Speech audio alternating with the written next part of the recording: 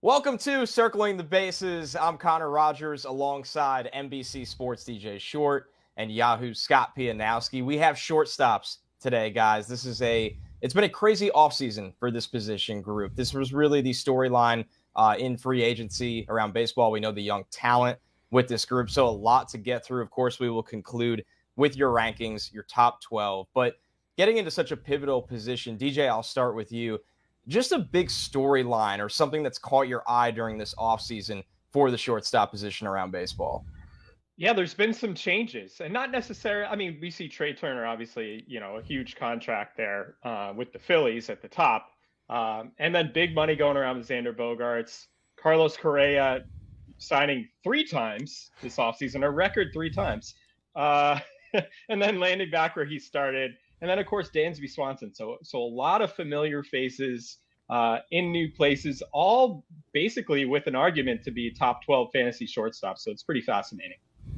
Scott, what about you? What kind of sticks out with this group, such a pivotal group that we're going to go through today? Yeah, it's the deepest position of the 4 infield positions. It may be the deepest position of all the offensive positions, and it's a really young position, okay? Some of the free agents are in the middle of their careers, but a lot of the players we're talking about are ascending talents. These are going to be MVP candidates. These are going to be guys who haven't had their best season yet. So I think in leagues where you take multiple players in the middle infield, you're probably going to want 2 shortstops. And if your league, the standard Yahoo Fantasy Baseball setup has 2 utility spots, you could have a team with 3 or 4 shortstops. That's how deep this position is right now. In fact, you mentioned Carlos Correa.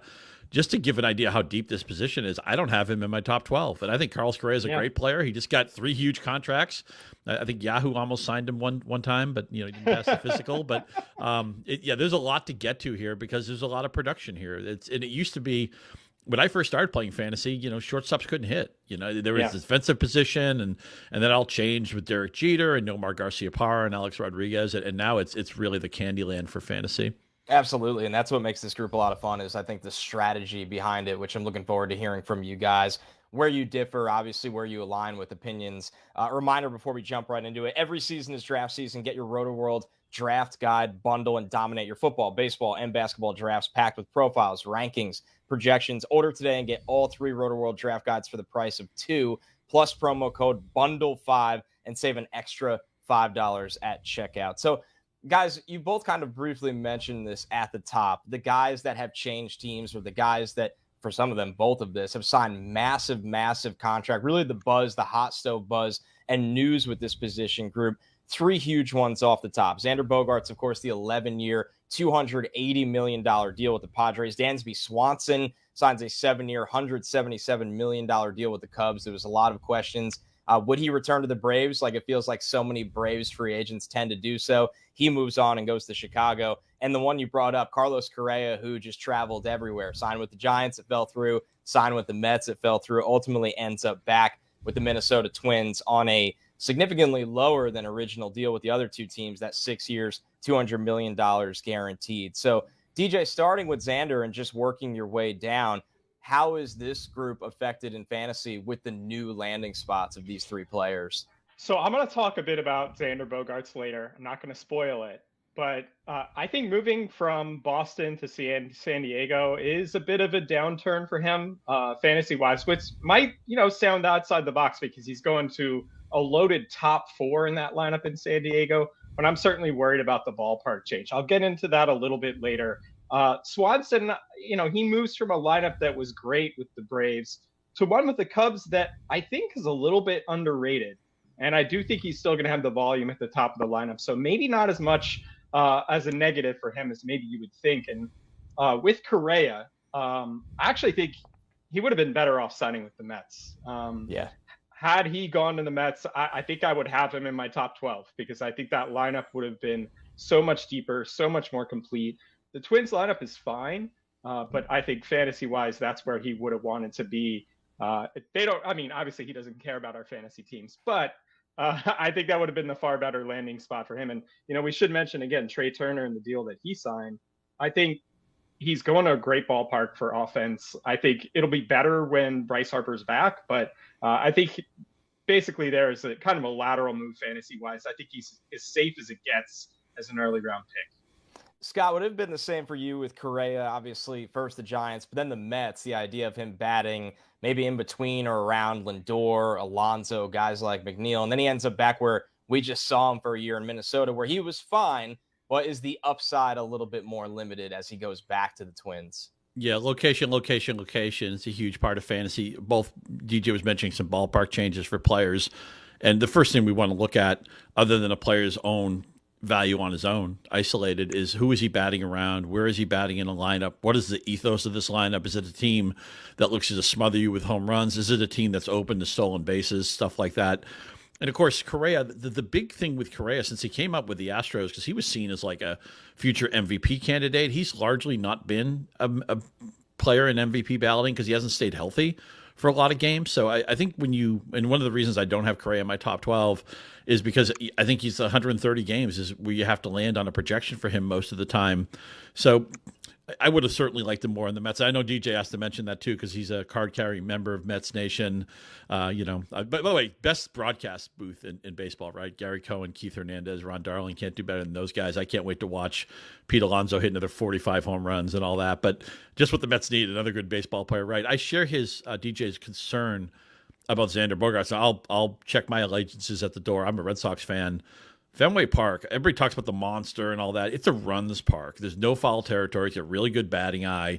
And Xander Bogaerts is going to miss that. San Diego it's become a more fair park in recent years. It used to be Death Valley for offense because of some park changes and maybe even some things outside the stadium. The ball has traveled better there. So it used to be a killer for offense. It isn't quite that anymore.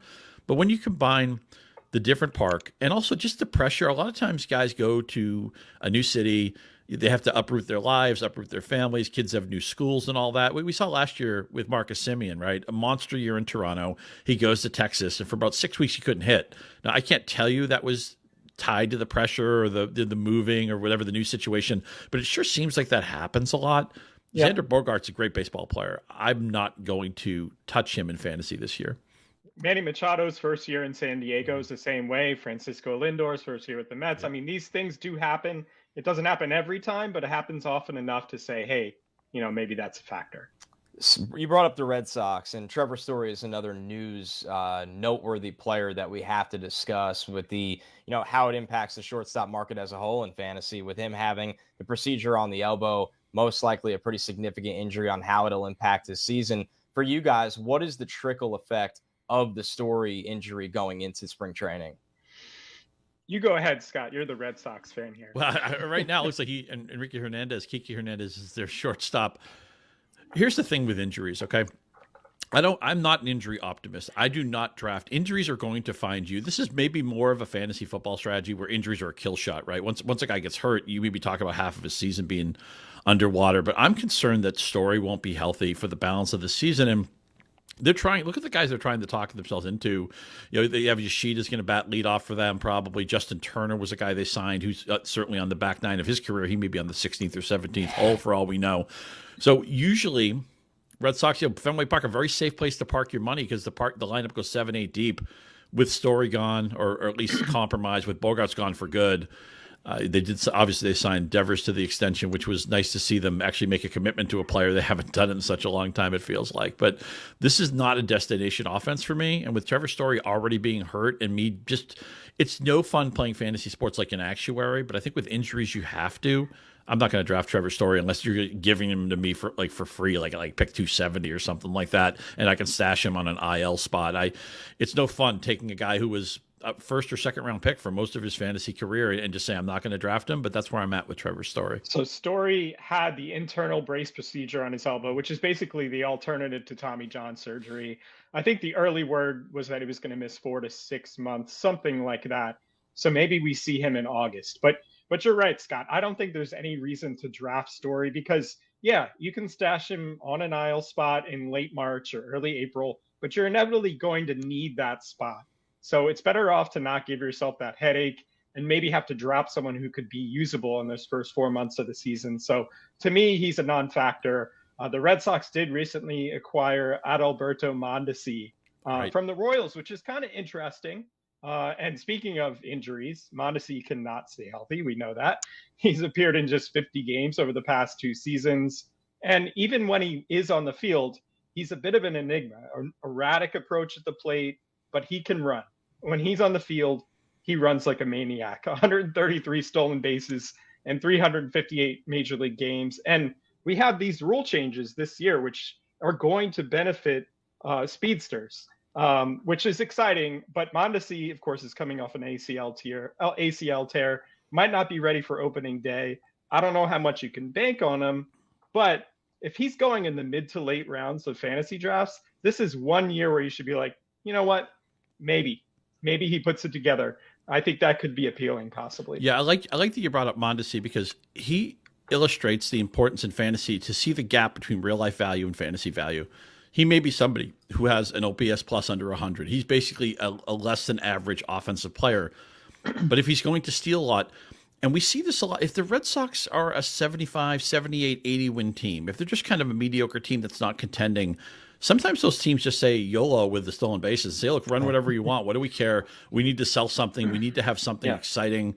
So I could see that. And also, I just want to mention as a period on the story thing, we've all strained on the story puns for years. I'm a fan of 90s alternative rock. So maybe it's here's where the story ends. Okay. I can respect that.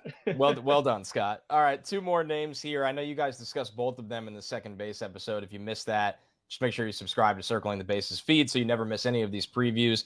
But Gavin Lux on the Dodgers, Vaughn Grissom, of course, on the Braves, could be making that move to shortstop this year. How does that affect this class, this group, and really where do they stack up or where do they fall into this? To me, I mentioned Vaughn Grissom as a fade for me. Surface numbers last year in the limited time he was up were actually pretty good, but his average exit velocity, max exit velocity were shockingly low. So I'm wondering about the power upside with Grissom over a full season. And I mentioned this in the second base episode as well. Arm strength, not a positive for Grissom. So making that move over to shortstop, what if he struggles defensively? What if he's in a bit of a funk offensively? Do the Braves look in another direction? So for me, not a top 12 fantasy second baseman, not in that top 12 mix at shortstop. So more of a middle infielder for me. And with the hype that he's getting, probably not going to be on any of my teams this year. Right. And I'll pick it up with Gavin Lux. Sometimes prospects can be expensive because they're buzzy and they're the shiny new toy. And what do we want to do? We want to maybe jump in the post-hype part of their careers. And that's where Gavin Lux is at. He's finally going to have a full-time job. He's finally going to bat in some decent lineup real estate. I know the Dodgers generally have a decent lineup, but you don't want your guys batting 8th or 9th in fantasy. Right now, he's probably going to be somewhere in the middle of that lineup, and he's going to come to the park every day knowing he's playing. He's going to play against lefties. He's going to play against righties. He's not get jerked in and out of the lineup. And I think a lot of times we see players and they finally get that full-time gig and they start to play better. And we talk about, oh, well, they're improving or they've worked on this, they've worked on that. I think just going to the park every day and knowing that you're going to be in the lineup is a huge part of it. So Gavin Lux is a target for me, and picking up some extra position eligibility is certainly a feather in his fantasy cap as well. Let's get into a little buying fading here compared to draft position, compared to ADP, where guys are coming off the boards. Doesn't mean that these two guys are out on these players or anything like that, just compared to where they were drafted. And DJ, we'll start with you on the fading route. Who's somebody, and I think you kind of hinted at this one earlier, but who are you fading in the shortstop group this year? So that would be Xander Bogaerts. I look at the early ADP on him right now, 87.97 on NFC. Of course, signed that huge deal with the Padres. Had a really good year last year and has been consistent offensively. He's hit .301 over the last 5 seasons. Production very steady, but that home road split in his career really stands out to me. We're not talking about a player that's leaving Coors Field behind, where I think that's a little more complicated. It's not quite black and white, but for Bogaerts, .312 batting average in his career, .872 OPS at Fenway Park. Away, it's .271, .758. So I think we just have to adjust our expectations a little bit. It's not like he's going to be bad or anything like that. But when you look at the numbers that he puts up, he's only stolen double-digit bases, I think, once. He hasn't stolen double-digit bases since 2017. That's what it is. And he's only hit 30 home runs once. So he's not someone who stands out in these counting stat categories. And now that he goes to a ballpark where I expect his numbers to go down a little bit, he's even less appealing for me. Scott, what about you? Anybody you're out on? And what do you think of the Xander take, of course? Yeah, I think right the there? Xander take is right. And Yeah. you mentioned he wasn't a big stolen base guy anyway, and now he's in the second half of his career Yeah. when a lot of times players decide stolen bases aren't worth the wear and tear. There's so much power up and down this San Diego lineup that they're going to try to score in the modern way, which is just get on base and somebody slugs one over the fence. So you might get 5 stolen bases out of him. And again, when you talk about we talked earlier about the contract and just let him get acclimated to the National League and to the new park and all that stuff, I think he's an easy fade. A little bit further down the line, and we're talking about a guy who signed a big contract and did nothing. Javier Baez was just a lot of swing and miss with his game, and I think pitchers just gotten to the point where it's like, why throw him a good pitch? Because you can roll it up to the plate, and DJ knows this, seeing him play for a little bit for his Mets a couple of years ago, but we usually get excited about Baez because we think, well, he's going to hit 20, 25 home runs. He's going to steal 15 or 20 bases. And generally, if you get that from a player, it doesn't matter what their average is. And remember, in the last few years, his averages has come down league-wide, hitting 240 or 245 or 235. That used to be a kill shot for fantasy. It isn't anymore. But I'm worried that Baez could hit 207 or 198. Yeah. Granted, Detroit's going to play him. They're going to give him a lineup spot, but Detroit may have one of the 5 worst offenses in baseball. I'm just afraid that there are holes in this guy's swing, that the whole league has the book on him, and I'm not encouraged. I was burned by Baez last year. Not that I had him on all my teams, but I had him on enough teams to make an impact. If he has a comeback season this year, I'll tip my cap, but it won't be on my dime. One name I wanted to mention, Scott, and I'm not saying he's necessarily a fade, but I'm wondering after the playoff run that Jeremy Pena had, if there's some recency bias that he's poised to take that next step forward. I'm not quite ready to say it yet, but his ADP is higher than Carlos Correa right now. It's higher than Ahmed Rosario. Is that someone you should jump on? Yeah, it's a great point about recency bias, which is a huge thing, and with fantasy we have to be mindful of. In the case of Pena, he was World Series MVP, and he played much better in the postseason than he did in the regular season. He's not like 21 or 22. I mean, he's in his mid-20s now, so he's kind of a finished product. I think it might be what you see is what you get for Pena, and he might bat. We know the Houston lineup goes deep, but he's not batting first or second. He might bat 6th or 7th in this Houston lineup. So I don't think he's like crazy, like, oh my God, you can't draft Pena under any circumstances. But I would let the market come to me on Pena. If his ADP is going to be static where it is, I'm probably out. If I can get a round or 2 discount, I'll be open-minded to drafting him. But I think you make a great point, because we're all human beings, right? We all it's all, what did we see last? Well, we saw Houston in a dog pile on the mound, and Jeremy Pena was the most valuable player. I think that means he'll probably be a little bit overvalued in draft season. On the more optimistic side, DJ, a couple players that you're buying in on compared to their draft position right now. So Fernando Tatis Jr. is number 1 for me. I've actually been trying to trade for him in every dynasty league that I'm in, but my league mates are a little too smart because I think right now we're forgetting how good this guy is. Even coming off, the fractured wrist, the PED suspension, that shoulder surgery. The last time we saw Tatis, he led the National League in home runs. And that was playing through a compromised shoulder. I mean, certainly his reputation has taken a hit, but he's one of the most talented players in the game. He's only going to miss the first 20 games this season as he finishes out that PED suspension. So that's basically like a stint on the injured list. And then you have a top 5 fantasy player from that day forward. To me, I'm not letting him fall past maybe late first round or early second round. That's how aggressive I want to be on him this year. Yeah, 19.75 ADP for Tatis right now. Scott, are you as optimistic on Tatis when he returns? I think I'm neutral to Tatis. I think his ADP is fair for me. Okay. But I don't know. The shoulder makes me maybe a little bit more nervous than DJ does. But still, I mean, we know what Tatis's upside is. He could be the number 1. He could be on your magazine next year. That's how good he is, the cover. So the guy I'm targeting a little bit further down the ADP list is Willy Adames, who I think is the most underrated shortstop in baseball. He's been a different player since he went to Milwaukee. And I don't know if part of it is the park. I don't know if part of it is he fixed an eye problem, a vision problem he was having. But his slugging percentage has gone up by about 60 points. And last year, 31 home runs, 98 RBIs, and he misses about 25 games of the season. So, I mean, those numbers would have been a little bit more. Maybe it's just how our eye changes. If he docks in 111 runs and hits like 35 home runs, maybe people treat him differently.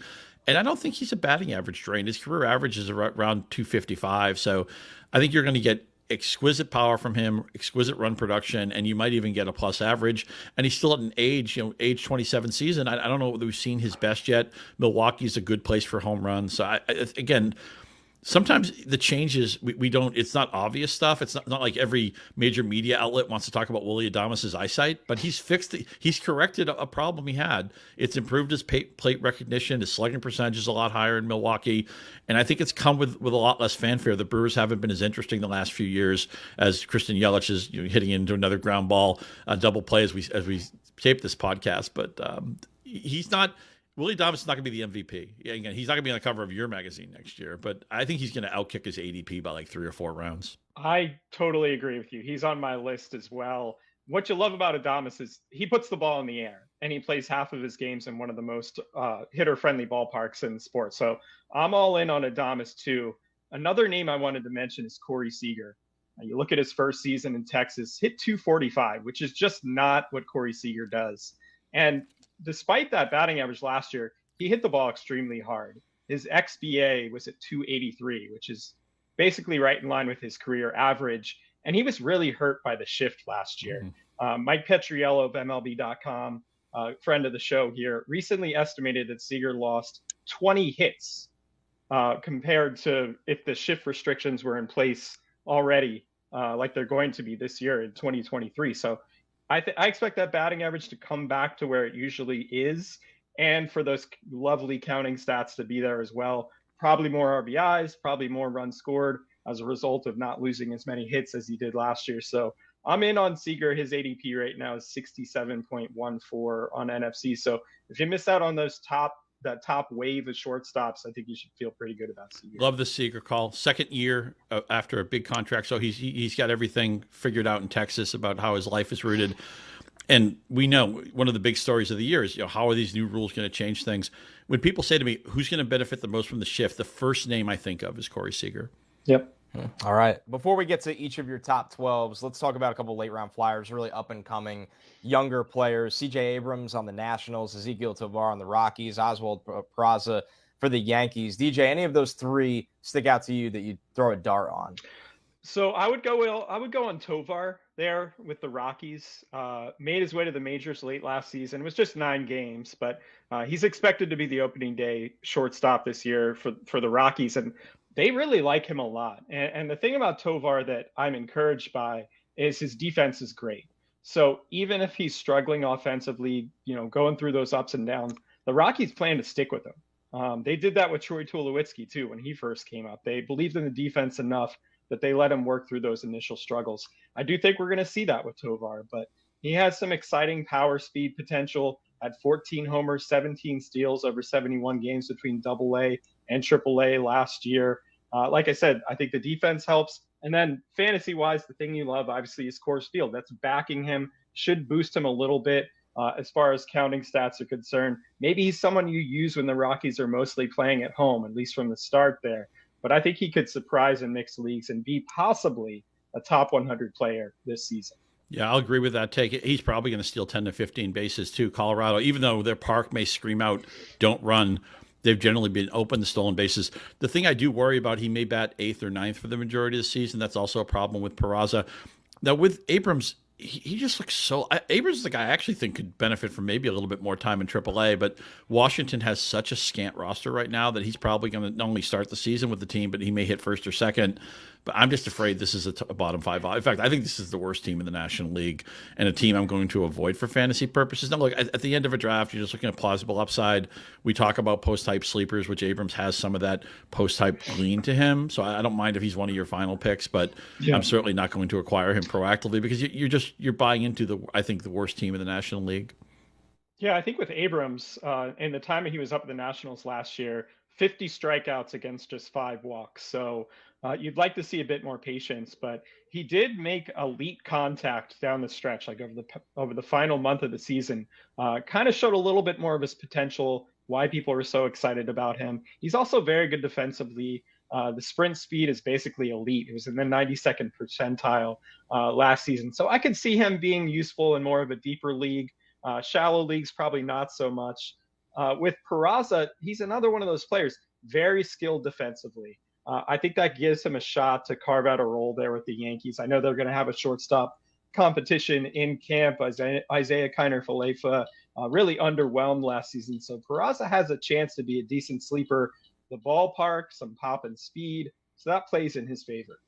I will issue a challenge to all of our listeners right now. I dare you, on your own, this is honor system, name 4 players in this Washington lineup. If you can do that, you're going to dominate fantasy baseball in 2023. 3 more here, guys, that are more maybe stash options or guys to keep an eye on throughout the year. But Scott, starting with you, which one you're the most optimistic about? Anthony Volpe from the Yankees, as we talked about the Yankees infield before. Elly De La Cruz, a lot of Reds fans have been hyped about that name. And, of course, Royce Lewis from the Twins. Any of those 3 do you think can come up and make a fantasy impact at some point during this season? Yeah, De La Cruz, I think, has the highest upside. So I'm just swinging for the fences with that type of stuff. Cincinnati probably won't be a contending team. We often talk about their ballpark, which is just Disneyland. It's such a great place to hit. So I don't know how they're going to play it if maybe he gets 6 weeks in, 2 months in, but the ceiling is he's going to be a star in like 2 years. Next year we may end up having like a 3-minute segment on him. I think you're right. I think De La Cruz has the highest ceiling here, but enough swing and miss in his game that I wouldn't be surprised to see the Reds have him in AAA for most of the season, perhaps, and we don't see a lot of him. I think we will see Volpe relatively soon. I see Peraza more as a stopgap, and actually Peraza might stick it short and Volpe could play somewhere else. But I think he's going to force his way up at some point this season. And, just with the ballpark and lineup potential there, I think he's a potential star as well, and someone who could be relevant this year and useful even in shallow mixed leagues. All right, a reminder, download the Roto-World app to receive breaking player news all season long. Stay ahead of the competition by favoriting players on your roster. Get the latest injury updates, player news, and much more delivered right to your phone. It's available in your app store today. Guys, this is what everybody's been waiting for. Actual rankings. We've gotten through takes. We've gotten through new landing spots, young players, dart throws, but actual rankings. We will do the top 12, working our way down. We'll start through 12 through 6. DJ, who do you have in your 12 to 6 spot, and maybe a player that you want to touch on or kind of a one-liner for each guy? Sure. So number 12, I have Tim Anderson. Missed a lot of time with injury last year, had a torn ligament in his hand, but the numbers were good when he was healthy, and his strikeout rate was down really low, 15.7%. I was 21.6% in 2021, 22.6% in 2020. So I think that's a good sign for him moving forward. I have Dansby Swanson at number 11, making that move to Chicago. I still think he's going to get a lot of volume in that Cubs lineup. I think they have big expectations for him. I'm not sure where the power upside is at this point. I think he's pretty much is what he is, and maybe 2022 is his peak, but I think that's just fine. Tommy Edman, I have number 10. I do wonder about where he's going to hit. Scott and I have been over that. In recent days, we've heard maybe Lars Nootbaar, Brendan Donovan will be at the top of the Cardinals lineup. So that hurts Edman a little bit, but the speed, I think, stands out enough for me. Wander Franco, I have number 9. Can we just remember for a second, he's turning 22 years old in March. So anybody who's written him off is making a huge mistake. I think he could challenge for a batting title as soon as this season. He's that good. Willy Adames, I have number 8. We've already given a lot of praise on Adames. I love the power in the ballpark there. O'Neal Cruz, I have number 7, Mr. Statcast darling. The potential is through the roof for him. It's just a matter of how much contact he can make, if he can hit left-handed pitching. I think those are some unanswered questions, but I have him at number 7. Corey Seager, I already went over why I like him so much. I have him at number 6. Francisco Lindor, number 5. I think just across the board, very, very solid. Not running as much these days. The sprint speed was down last year, but still really solid. Bobby Witt Jr., I have number 4. I think he has some work to do plate discipline-wise, but will be number 2 in that Royals lineups. Gives you pop and speed. He actually was the fastest player in the game last season. I think we could see him steal maybe 40 bases this year. Fernando Tatis Jr., I have number 3. Bo Bichette, I have at number 2. Was disappointing for a large stretch of last season, but really salvaged things down the stretch. I see him as a 5-category upside type of guy, which is why I have him at number 2. And number 1, Trey Turner. I think he could be a number 1 pick in a lot of leagues. He really is that safe. Scott, what about you starting at 12? And then we'll kind of get into a couple different areas where you guys differ. I feel a little bit old because when you say Bichette, Witt, and Tatis, I saw all of their dads play. I probably drafted all of them, and I wondered this was the year Bobby Witt could stop walking 155 guys. But so I'm feeling my age a little bit there. But Wander Franco, I have him at 12, but man, I may move him up. He was hurt most of last year. He has an injury excuse. And as DJ said, he came to the league at a young age, and Tampa Bay is so often right with the way they construct their team. I just think he is a special talent and could hit maybe 335, 340. Tim Anderson, 11. The entire Chicago lineup was hurt last year. A lot of things went wrong. Maybe Tony La Russa was the wrong guy in the pilot's chair. I'd like to buy back on that team, and Tim Anderson is always going to be a good power and speed source. I have Corey Seager 10 and Xander Bogaerts 9, although if I were to do that list again, I might probably flip-flop them. We talked about some of the reasons we like Seager. He's going to benefit from the shift rules, and maybe Bogaerts is a guy to be a little bit shy on this year. Willie Adames at 8. The power's been different in Milwaukee. He's fixed his vision problem. I think you're going to get, in casual leagues, you're going to get such a discount on this guy. I want you to have a star by his name. O'Neill Cruz is maybe more of a highlight guy right now and a StatCast darling and everything. There are holes in his game. He's kind of an odd physical fit for shortstop. He's the biggest shortstop we've ever seen. I wonder if he sticks to the position long term, but still there's going to be category juice here, and certainly he's going to hit near the top of what's a weak Pittsburgh lineup. So he'll be, I think, maybe more fun than he will be a great fantasy player, but I still have to rank him 7 for his big upside. Dansby Swanson hit free agency at the right time. Is he the player he showed last year, or do we have to go, 3-year average, 4-year rolling average, something like that? That's a question we have to figure out. He also has to deal with just changing teams, which can be a little bit nervous in that first season, but I'm a little bit more optimistic than DJ. Have him at 6. Tatis at 5 for me, which means I probably won't get him, and that scares me because, again, his upside is he could tear the league up, but just a little bit nervous about the shoulder. He's my 5 guy. Bobby Witt is at 4 for me. Some people will draft him as early as the second shortstop, and I get it because power speed combination. It's just a matter of how quickly does he cut down on the strikeouts. Another guy who came into the league at a really tender age, so that shows that he's probably a future multi-time All-Star and maybe like a 30% chance to be a Hall of Famer when you break into the majors that quickly and you're that good. Bo Bichette had a bad year, and it was still a really good fantasy year. Toronto's lineup is loaded. The dimensions are going to be more favorable this year. You want Bo Bichette, and if you want Trey Turner, no problem. Just make sure you have the first or second pick in your draft because everybody else in the room won't be allowed to take him.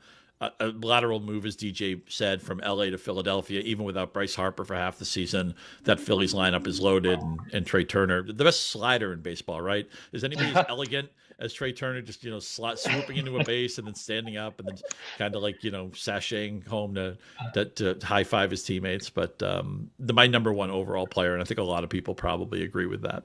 I've tried that slide actually on a slip and slide with my kids, and it's not as pretty. I'll just say that. No, that'll cost you a hamstring. Yes.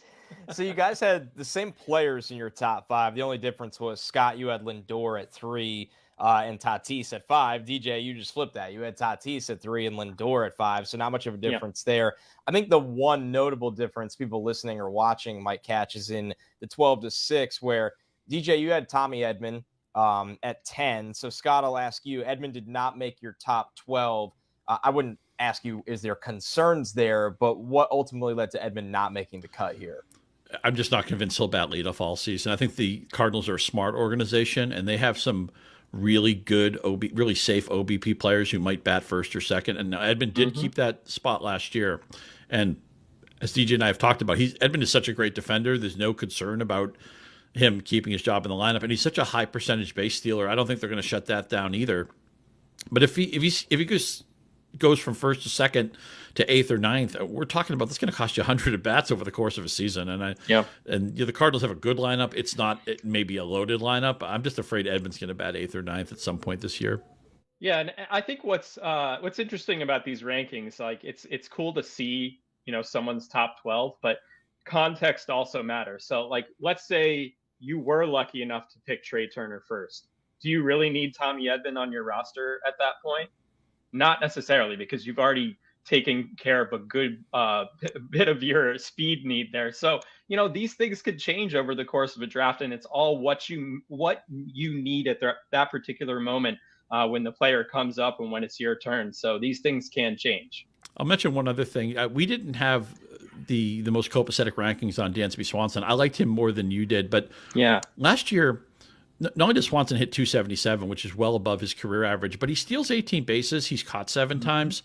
That's on the borderline of if it's really worth it to keep running or not. He's going to a new team. Swanson's a guy where if you told me he stole 18 bases again, I'd believe it. If you told me he stole 4 or 5, I'd believe it also.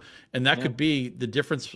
10, 12 stolen bases could be the difference in being shortstop like 5 or 6, and in a deep position, shortstop 11 or 12. Again, we didn't rank Carlos Correa. We didn't rank Jeremy Pena. It's a very deep position.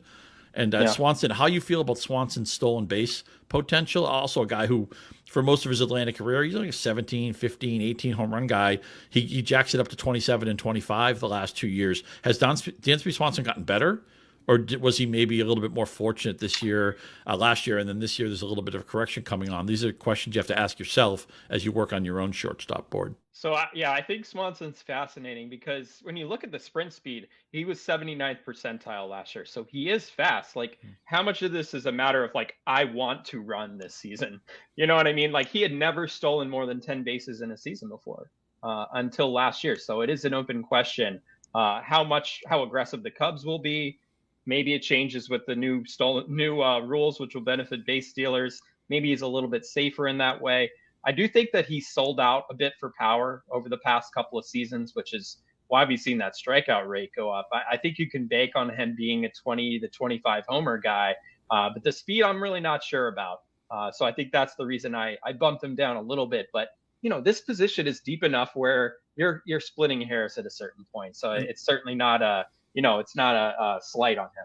And when you mention stolen bases, a lot of times it's the will over the skill at stolen bases, whether a player wants to steal the bases or an organization. That's why, like, when teams change managers, you're always asking yourself, is this going to be a team that runs? And a lot of times it's the teams that aren't contending who say, maybe the Royals, maybe they're a 65 or 70 win team. It's like, you know what, Bobby Witt Jr., you steal 50 bases. We saw that with Mondesi when he was there, and I think that might be the case in Boston so long as he can stay on the field. Maybe they say, look, you want to steal 45 bases? Go ahead. On that stolen base topic as well, I want to bounce back to Bo Bichette. So in 2021, he was 25 for 26 in stolen base attempts. Last year, he was 13 for 21. So, I mean, you're getting into the point where it's like teams start to give you the red light there.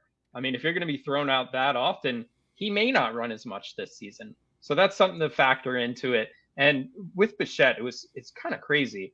He hit over his final 42 games last season, 386, 7 home runs, 29 RBIs, 8 steals, 28 runs scored. That's almost like a third of his production in 1 month's time to basically salvage his season. Can he be more consistent? I think possibly. And we also have to remember the Blue Jays changed their dimensions this offseason in their ballpark. So that gives me just a little bit extra hope for Bichette and Vlad Jr. and guys like that. I also love that Bichette's entering an age 25 season. We have not seen his best season. He's going to be, I think, an MVP, a top 3 MVP guy at some point. It could be this year.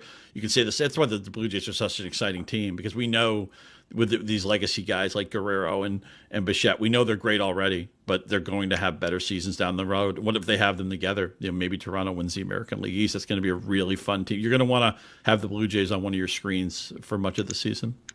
All right, everyone, that wraps up another position preview on Circling the Bases. I'm Connor Rogers alongside DJ Short, Scott Pianowski. Subscribe to the feed so you don't miss any of the other positional previews, and we will talk to you real soon.